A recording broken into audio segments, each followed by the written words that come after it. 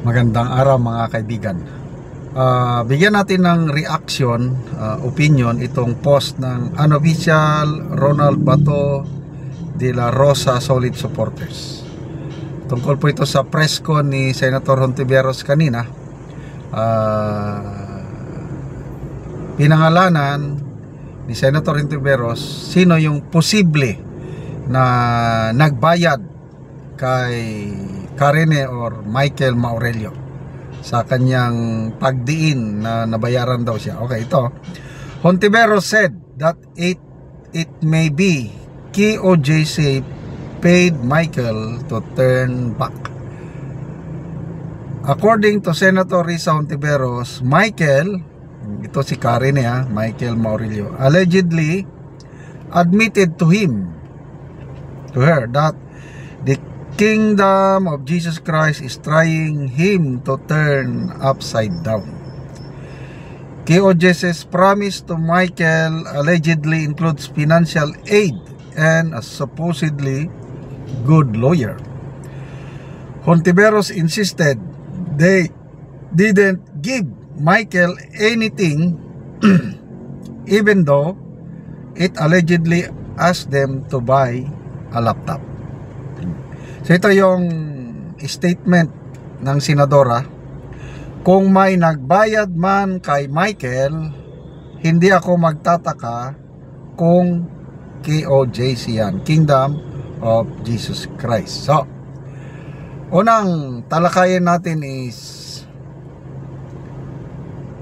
may nagbayad ba kay Michael sa pagsalita niya ngayon o voluntaryo lang siya dahil na konsensya? Nung una, kino-consider ko yan na konsensya. Kaya lang habang tumatagal, parang wala na sa equation yung konsensya. Tingin ko dito kay Michael, highest bidder. Kasi yung sinabi niya na nabayaran siya ni Senator Risa para mag-testify against kay Pastor Kibuloy, BP Sara, PRD, nabayaran siya. Ngayon, may nag-offer sa kanya ng mas malaking offer, kaya kinagat niya. So, yun ang opinion ko dyan, na meron talagang nagbayad sa kanya. Okay? Kasi medyo may pagkamaro din siya. Nung una, klaro kayo, tinatakpan niya yung mukha niya, binabasa niya yung sinasabi niya. So scripted yun. Kung ako ang magtitistigo at ang sinasabi ko lang is katotohanan, hindi ko kailangan magtakip ng mukha, hindi ko kailangan magbasa ng script. Kasi kahit balibalik ta rin pa nila, wala akong pangamba dahil katotohanan ang sinasabi ko Kaya lang, kung mayroong manufactured o scripted na talagang babasahin mo. Kaya doon sa Senate hearing, naniniwala ako na scripted yung sinasabi ni Karine nung is hindi yun ang buong katotohanan. Dahil binabasa lang, tapos nakatakip ang mukha. Ngayon, itong paglantad niya ngayon, open na ang mukha. Ibig sabihin, tumapang na siya. Hindi katulad nung una na kinakabahan. Okay? Yun ang malaking pagkakaiba, yung Senate hearing at itong paglantad niya. Open ang mukha, tapos walang binabasang script, tapos mahaba yung salaysay niya. It makes sense. Nung una, hindi ako maniwala sa kanya. Kaya lang, sa paulit-ulit kong pakikinig sa kanyang sinasabi, dugtong-dugtong, may logic yung sinasabi. Kaya most likely ako, opinion ko lang ito, nagsasabi na siya ng katotohanan ngayon. So bakit siya nagsasabi ng katotohanan? Of course, may bayad. Kung nabayaran siya noon, mas malaki ang bayad niya ngayon. So, sino ang nagbayad? Yon ang tanong. So, ang suspect ni Senator Risa, KOJC, is not possible. Si Attorney Torrio nagsabi na wala silang kinalaman. Wala. Ako naman, opinion ko lang ito, most likely hindi KOJC, although pabor sa KOJC itong paglabas ni Karine or Michael ngayon, pabor. At kung makuha nilang witness ito at gagamitin sa korte, nako, malaking pag-asa, baka manalo sa kaso si Pastor Kibuloy kung papayagan ng korte na mag-testify si Michael as hostile witness. Kasi considered siyang witness ng prosecution. Kung mag-testify siya para sa depensa, so pabor sa KOJC ang testimony ni Michael. Kaya lang hindi ako naniniwala na KOJC ang nasa likod nito. Kasi para lumantad si Rene ng ganito katapang, kailangan niya ng malaking backer, yung maka-insure sa kanyang security. Anong security na maipro-provide ng KOJC sa kanya? Kawawa ng KOJC ngayon, tahimik sila, nakakulong ang leader nila.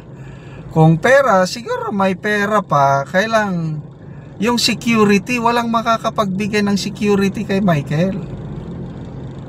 Kaya ako, opinion ko lang ito, may mas malakas na puwersang politika. Later ko na lang sino yung malakas na may hawak na nagbayad kay Michael. Yun ang delikado. Pag hindi maagapan ito ni Senator Risa, itong nasa likod sa pagsalita, pagbaliktad ni Michael, delikado. Yung political career niya is, and now the end is near, and so I face the final curtain. Risa. Anyway, next vlog ko na i-discuss sino yung nasa likod nitong pagbaliktad ni Michael na nanganganib ang political career ni Senator Risa Hontiveros. Kaya salamat mga kaibigan sa inyong pagsubaybay sa ating channel. Nakakatulong kayo ng malaki sa Tribong Talandig ng Bukidnon. Ang sweldo natin sa channel na ito is pantulong natin sa tribo. Namimigay tayo ngayon ng libreng yero at pako para makapagpatayo ng mas maayos na tirahan ang Tribong Talandig. Panoorin ninyo ang video na ito. Ani ang yero nga ipanghatag sa mga tao na po 11 kapamilya sila. Matagaan og yero. Og tuwa ang baong ilang kargahan.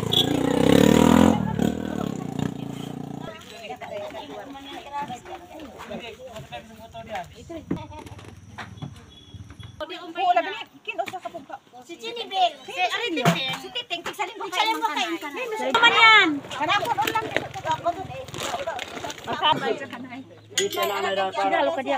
Muna ni ang mga lansang nga ilang nakuha. Og karon mo na ni ang ikarga lang niya og motor ang iya tungod kay puno na kay ang bao tungod kay 11 sila ka pamilya.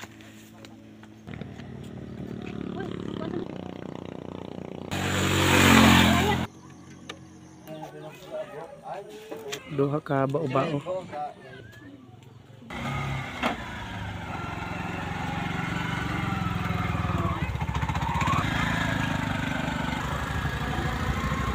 Thank you.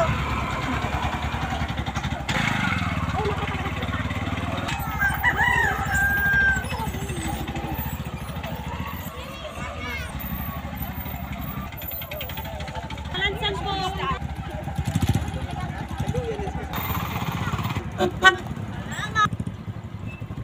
Og karon abot na gyud ang yero sa gitabang sa mga tao.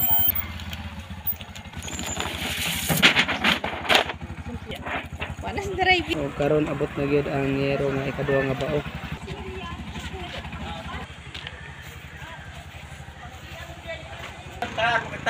O karon mo na ni ang atok nente sa natagaan na mo og gero. Lata na gid ka ayo. Pila na din nente ka tuig imong balay? 30 na. 30 na ka tuig. Pat sa Ginoo ug sa nagtabang sa sin nga natagaan ako. Gusto na ang atok. Salamat ante.